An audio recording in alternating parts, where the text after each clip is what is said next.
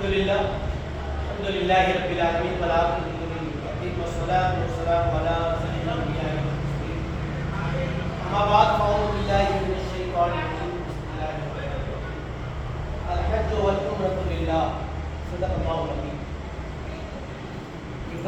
پاک پڑھیے اللہم صلی اللہ سیدنا مولانا محمد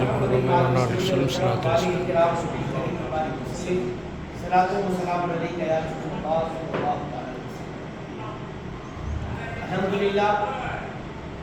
آج ہم اور آپ عمرے کا پریکٹیکلی طریقہ سیکھنے کے لیے یہاں جمع ہوئے ہیں. اللہ تعالیٰ ہم سب کے جمع ہونے کو قبول فرمائے اور آپ سب ماشاءاللہ سفر عمرہ پر جا رہے ہیں.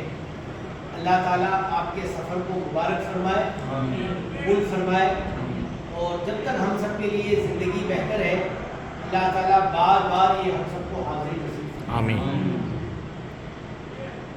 اس سے پہلے کہ میں عمرے کا طریقہ بتاؤں, ایک دو حدیث پاک عمرے کی فضیلت پر بیان کروں.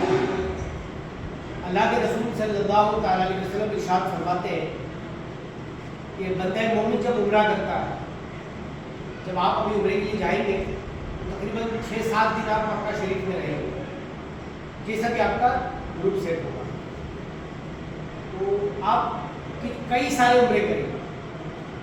ایک تو یہاں سے احرام باندھ کر جائیں گے, اور پھر وہاں جب رہیں گے تو کئی بتاؤں گا تفصیل سے. تو حدیث پاک میں فرمایا گیا کہ ایک عمرے اور دوسرا عمرہ, جب بندہ 2 عمرے کرتا ہے تو سرکار فرماتی ہے کہ 2 عمرے کے بیچ میں جتنے گناہ ہوتے ہیں اللہ عمرے کی برکت سے سارے گناہوں کو معاف کرے. سبحان. دوسری حدیث پاک میں آقا صلی اللہ تعالیٰ علیہ وسلم ارشاد فرماتے ہیں کہ کثرت کے ساتھ حج اور عمرے کیا کرو.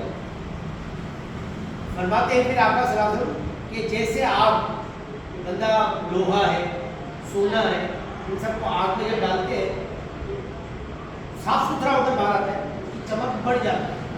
آقا صلی اللہ علیہ وسلم فرماتے ہیں کہ جب بندے مومن حج اور عمرہ کرتا ہے تو یہ لوگوں کو گناہوں سے ایسے ہی پاک کر دیتے ہیں, ایسے ہی صاف ستھرا کر دیتے ہیں جیسے آگ لوہے اور سونے کو صاف ستھرا کر دیتے ہیں. تو یہ بہت بابرکت سفر ہے. قدم قدم پر نیکیاں ہے اور قدم قدم پر آزمائش ہے. طریقہ میں آپ کو بتاؤں اس سے پہلے اس بات کو آپ ذہن میں بٹھا لیجیے.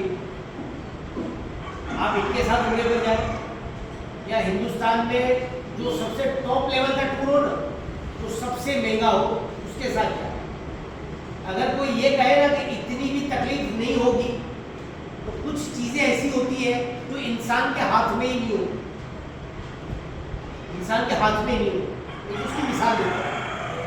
ہر ٹور والا اس بات کی کوشش کرتا ہے کہ میں اپنے حاجیوں کو اپنے ساتھ جو عمرہ حج کرنے کے لیے گئے ہیں ان کو بہتر سے بہتر سروس دوں. کہ لوگ میرے ساتھ آئے ہیں, میرے لیے دعا کریں, کیوں میں کسی کے بعد دعا کروں. وہ بہتر کرنے کی کوشش کرتے ہیں. میں مثال دے رہا ہوں.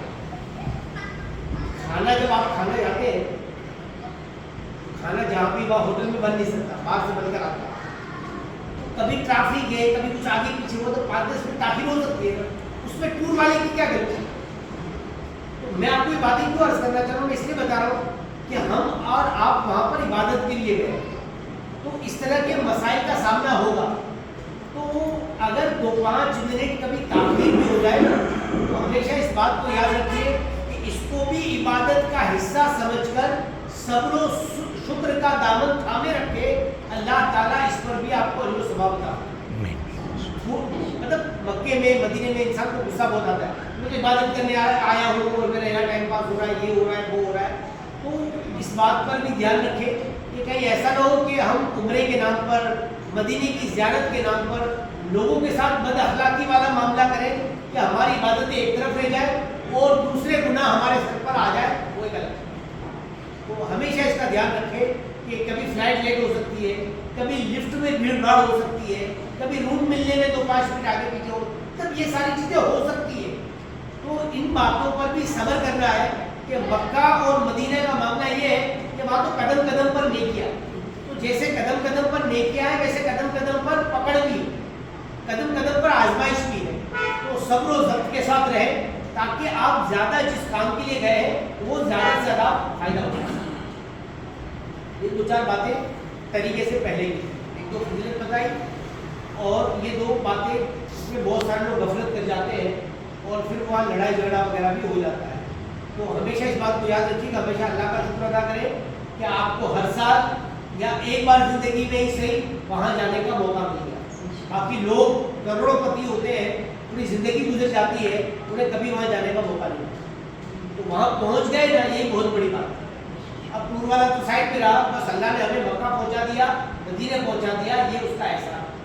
ایک آخری حدیث پاک عرض کروں, سرکار دو عالم صلی اللہ علیہ وسلم ارشاد فرماتے ہیں کہ جو میرے شہر مدینہ, سرکار فرماتے ہیں کہ جو میرے شہر مدینہ کی تکلیف برداشت کرے, سرکار فرماتے ہیں میں اس کی شفاعت کا ذمہ دار ہوں. سبحان اللہ. اور کیا چاہیے, اگر اللہ نہ کرے ٹور والا یا اور کوئی آدمی آپ کے ساتھ وہاں بد اخلاقی کرتا ہے, اور صرف آپ اس لیے صبر کرتے ہیں کہ مدینے میں سرکار کے شہر میں ہے اور آگے بہت ہے اور ہم سرکار کے شہر میں کسی سے لڑائی جھگڑا نہیں کریں گے, صبر سے کام لیں گے, تو یہ میری اور آپ کی نجات کا ذریعہ